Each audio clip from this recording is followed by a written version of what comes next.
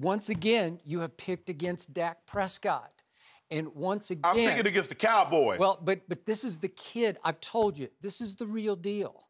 This is the new man, the new sheriff in Dallas, Texas. And you just don't bet against him, especially against the Redskins, especially when Jay Gruden acknowledged the fact, oh, we're up against it because of the schedule, and it plants seeds of doubt in the back of his team's mind. And they do have a tough turnaround, and they are at a big disadvantage why they are 7-point underdogs going into Jerry World on the biggest stage, I think, in the sport outside the Super Bowl. This is the one everybody watches.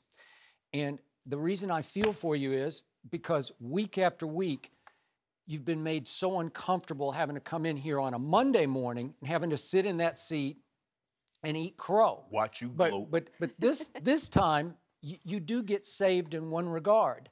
This time, you do get to eat your turkey on Thursday, and we're off on, we don't have a show on Friday, right? Right. So you don't have to come in here on Friday and eat crow following your turkey. So you get to, you can eat your leftover turkey on Friday and be okay, right? You can wait all the way until Monday, and I don't know how much we'll make of the Cowboys on Monday because they'll be 10-1 by then, and it won't be a big deal because we'll move on to the rest of the NFL. Really? Yeah. Is that what you're saying? We might start Monday's show with just a little quick pop about the Cowboys. Quick note. Just a little, no, just one of those, right? So here's my point. I feel for you because I know how you feel, because I know how I have felt after 3 of the last 4 Thanksgiving days.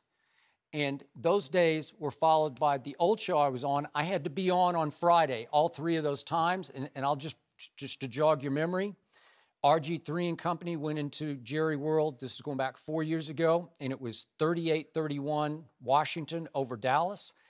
And then 2 years ago, it was Mr. Butt Fumble himself. Speaking of Thanksgiving memories, Mark Sanchez and the Eagles, coached by Chip Kelly, went into, do you remember this, into Jerry World? Sure do. And wiped Tony Romo and company off their home field 33-10. That was about as low as it goes, even though they bounced back from that. And then last year, Romo had returned the week before at Miami. And on Thanksgiving, I thought, here we go, and here we went south. Tony Romo on Thanksgiving against Cam Newton and Josh Norman and company threw 3 interceptions, 2 returned for touchdowns. Yep. And that was 33-14. So I know how you're about to feel off this game. This is a new day. This is Dak versus the Redskins. And as Joy pointed out, this 9-game winning streak started when Dak pulled it out of the fire at Washington.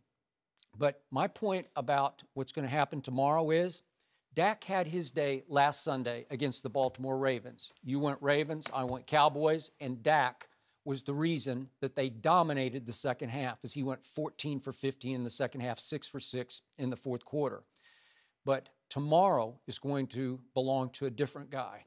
Tomorrow is going to be this. All day long, you're going to see this. On the day known for gorging in America, the biggest eating day of the year. I don't eat that much. It's going to be like this. I don't either. I don't either. I'm a one helping guy on Thanksgiving, but my man Ezekiel Elliott is going to have 4th and 5th helpings. That's all you're going to see all day long. Zeke have something in common. That's correct. And what's going to happen is, against the 22nd ranked Washington run defense, it is porous. It is, look out, you're going to be closing both your eyes as Zeke begins to wear down that Washington front.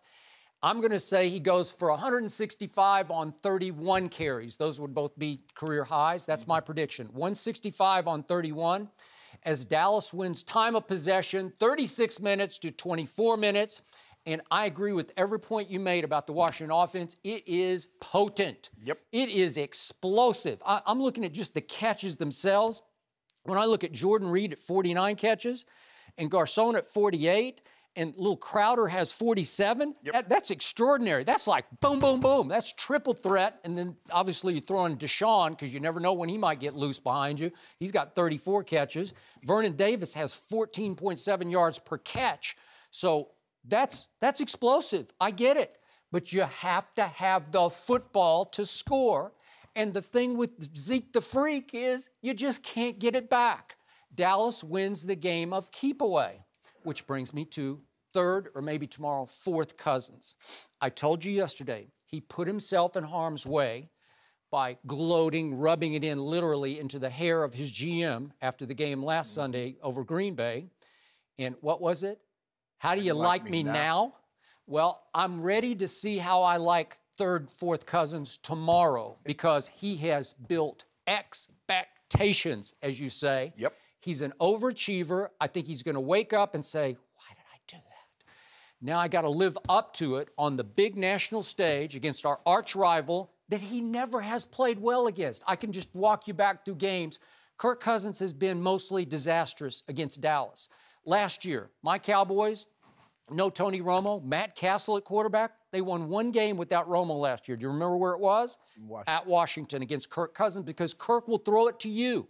He threw it to Barry Church in that turnaround game, game 2 this year, in the end zone. And I can go back 3 years ago. Romo had a big game, threw a late touchdown He had the pass. bad back, and he drug himself He got hurt. out of bed. He got hurt, and he couldn't play in the final game against Philly. Yeah, Remember that? He was in the ambulance on the sideline, Yep, and Kirk, they said, we got the ball, Tony, come on out. They opened the Yep. ambulance door, and he ran out on the field, and he threw a touchdown.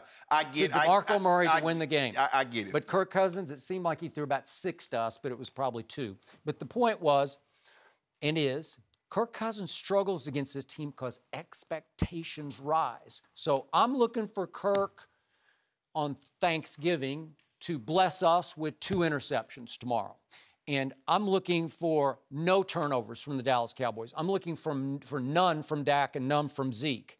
And I'm looking for a game of keep away and pull away won by the Dallas Cowboys, 31-17.